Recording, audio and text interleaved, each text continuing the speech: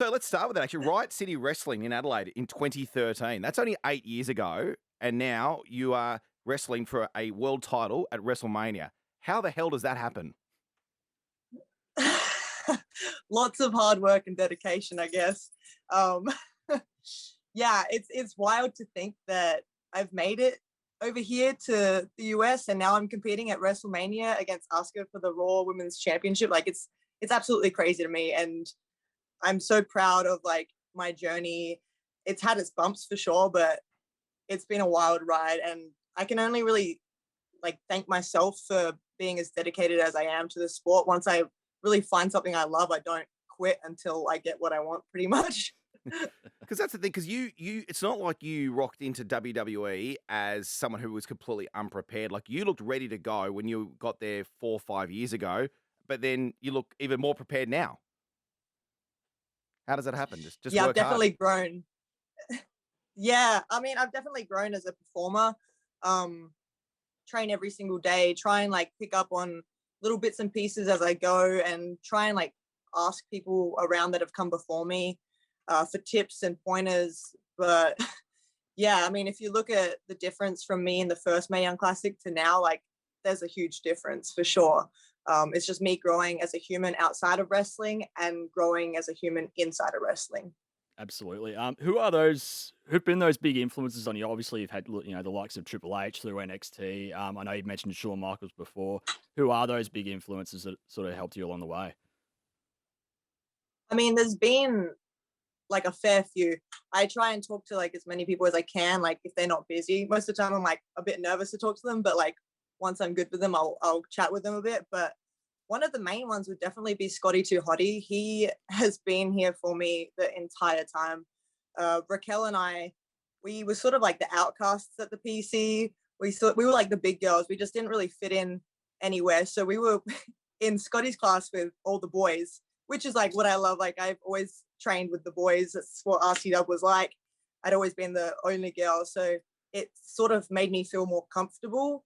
But it was nice having Raquel there, and Scotty was one of the best teachers. Like I've learned so much from him as a human. It's incredible. Like every time I'd get dragged down by people, like, or read something on social media that put me in a bad mood, he'd always be there to sort of bring me back up and reassure me that I'm doing the right thing and I'm on the right track. So he's taught me a lot here. Is social media your friend or your foe? Because you're either in one camp or the other. People either love it or go, I only do it because I have to do it. I bloody hate it. Yeah. I hate it so much. Oh, if I didn't have to have any form of social media, like I wouldn't have it, because it's honestly a disease. Like people go on there for one thing only, and that's to post negative things about everyone. And since I'm in the spotlight, like I get so much negativity, it's ridiculous. So if I didn't have to have it, it would definitely be a lot better for me.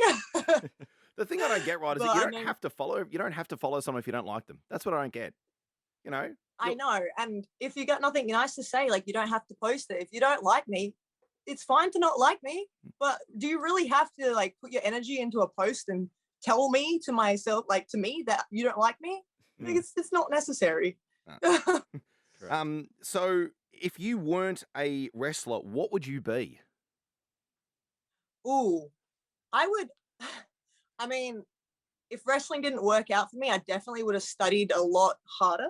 And I hopefully would have been a personal trainer. That's what I was trying to do in school before I had the dream of being a professional wrestler, and that was like sort of my backup plan. So a personal trainer would be nice. I'd love to own my own gym. I think that'd be pretty rad. We've got one pro wrestler who works in our Triple M football team based out of Perth, Mark Cometti. Oh yes, and he got very close to making it to the elite level of WWE, just missed out, and now he's back being a football statistician in Perth. So just be aware that if it doesn't quite work out, you could find yourself working at the footy on the weekends. All right. Man, I wish I sucked at footy. I'm so bad at it. It's funny. You would dominate AFLW now, though. You got the great physique for it, tremendous attitude. Could be your go-to. I hope so. It'd be nice to be good at it. I'm sure you walk into a forward line alongside, your Aaron Phillips and Yes, I'm good at the tackling bit. It's just I can't run and bounce the footy. I can't do it. Kick, mark, and handball, just those 3 skills. And where did you get those Yeah. West Adelaide footy shorts from, by the way? Because we were doing our preparation, going through Insta and Wikipedia, and as someone who lived in Adelaide for a couple of years, I've gone, I know what they are. Where did they come from? So these shorts have traveled with me everywhere. I've had them for years. Like, I don't even remember exactly what year it was when I got them, but I actually got them from an open car boot sale. They were $1. They'd be worth a hell of a lot more than that, wouldn't they?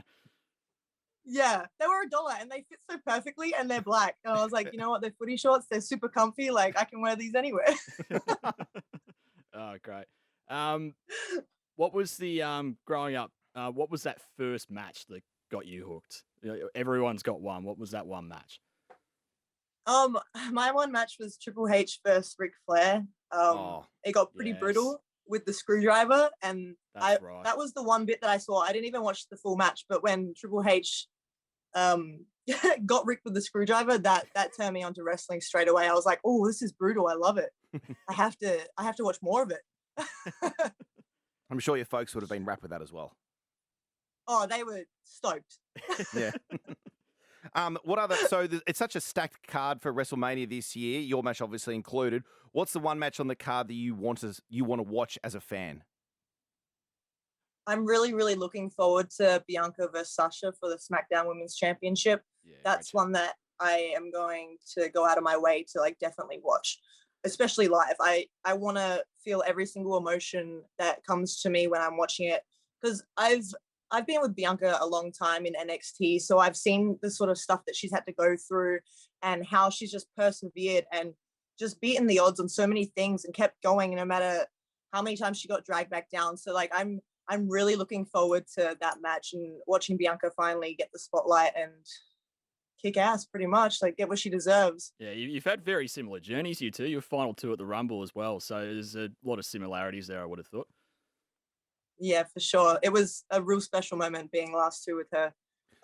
Obviously, I'm mad that I didn't win, but you know, we ended up getting championship matches anyway, so it all works out in the end. Is Bianca as much of an athletic machine as she looks on the telly? Because my God, she is unbelievable.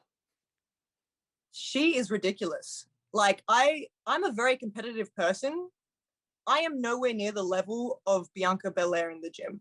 Like, I've shared racks with her in the PC, and she's absolutely insane. The combine that we do at the PC, it's like a day where we do all these different workouts and see who's like the fittest. She's insane. There's a reason why she comes first every year, because she really is the EST of everything. It's quite amazing to watch.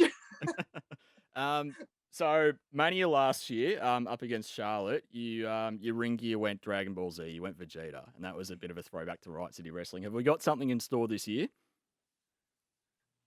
This year's not as obvious as it was last year. It's sort of just like a couple things that I've put together. Because you make all that yourself, I'm just trying something out. Sorry? You make all that yourself, don't you?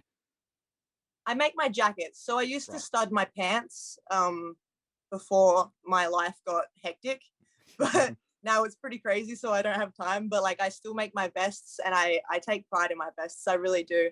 I just finished the one for Mania the other day, so it's heavy.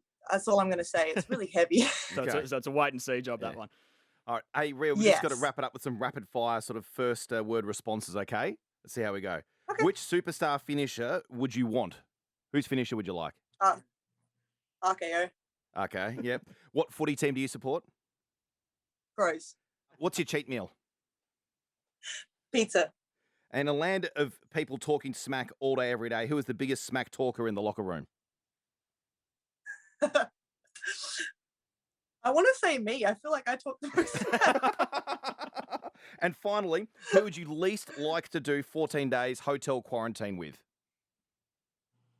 Oh, man. Who'd annoy you the most? Who would annoy me the most? Yeah, if you had 14 days. Oh, 14 days. Probably Shayna Baszler, to be honest. I don't know if she'd be able to put up with me, though. Excellent. Hey, Rhea, thanks so much for jumping on the line with us. Really appreciate it. Good luck for the weekend. Everyone in Australia is so excited for you. Thank you so much. Thank you for having me. Like, I'm so excited. Well done. Thank you.